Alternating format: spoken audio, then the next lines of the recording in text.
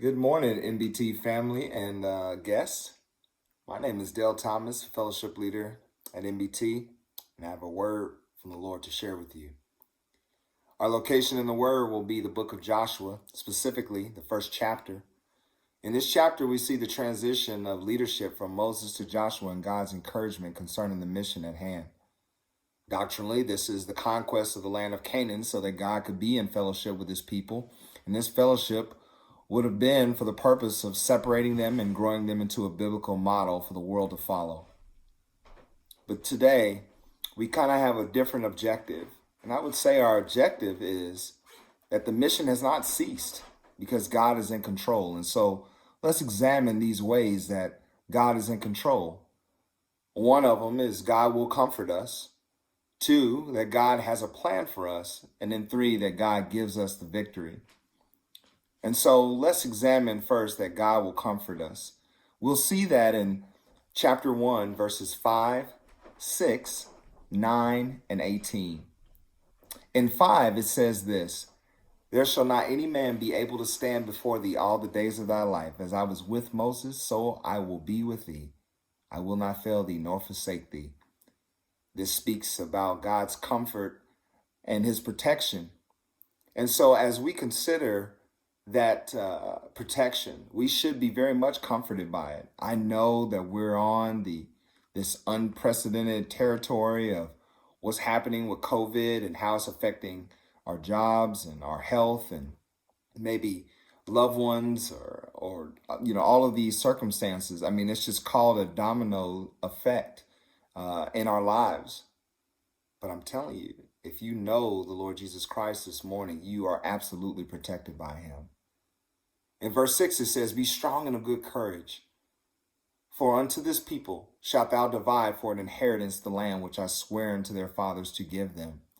See, here we need to examine that our comfort is in God's authority, and that authority gives us authority. And so when it says, if we go back to the text, "For unto this people shalt thou, Joshua, divide for an inheritance the land," sometimes we are discomforted by the fact that now we are at the helm. And if you consider that discipleship relationship of what Moses taught Joshua, now here we are. Joshua, you're the man.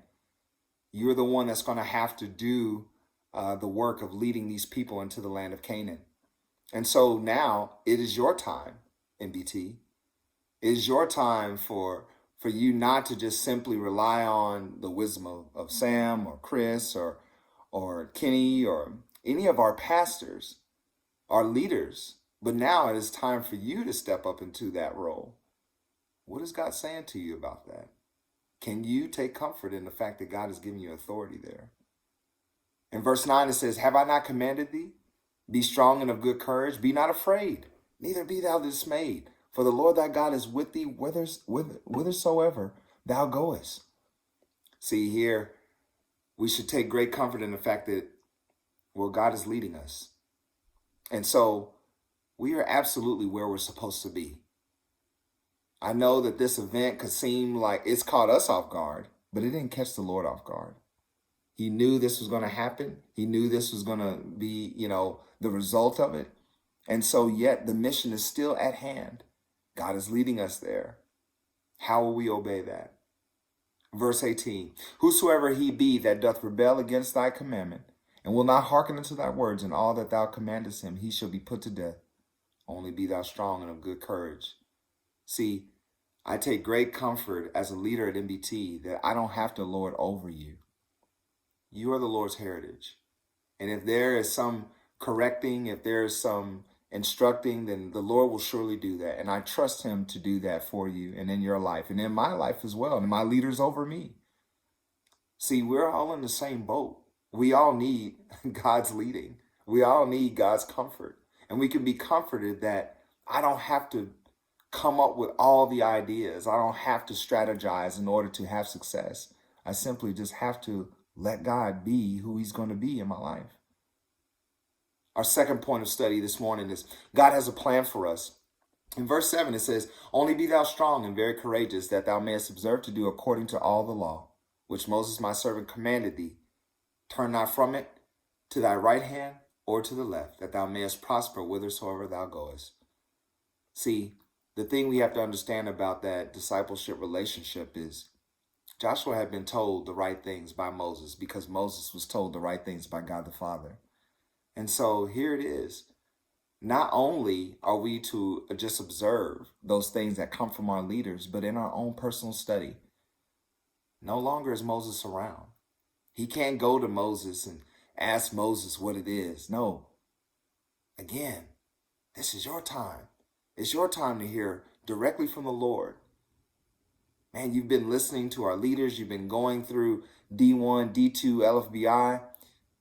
But now it's time to hear from your word. How's God going to lead you?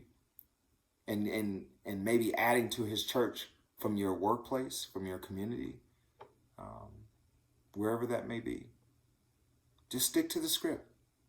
That's all you got to do. God has a plan for us. We should trust that. We can be comforted by that. God gives us victory, our last point of study.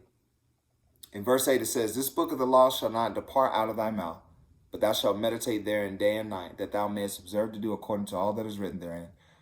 For then thou shalt make thy way prosperous, and then thou shalt have good success. I don't want you to forget something this morning. Don't forget, God is more excited about your victories than you are because he knows what he's going to give you. He knows what you're going to see, what you're going to acquire, all of those things.